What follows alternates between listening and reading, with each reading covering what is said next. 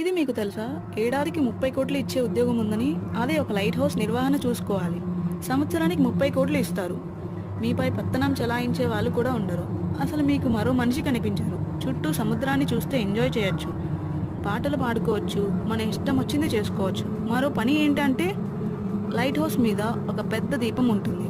దాన్ని సమయానుకూలంగా వెలిగించాలి. సంకేతాలు ఇస్తూ ఉండాలి. బల్బు మాడిపోతే దాన్ని మార్చడం లాంటివి చేయాలి. అంతేనా అనుకుంటున్నారా? దీనికే 30 కోట్లు ఇస్తున్నారా అంటే అది నిజం. ఈ లైట్ హౌస్ నిర్వహణ చూసుకోవడం అంత కష్టమేమి కాదు, కానీ ఆ ప్రదేశం చాలా భయంకరంగా ఉంటుంది. తుఫాను హెచ్చరికలు వినిపిస్తూ ఉంటాయి.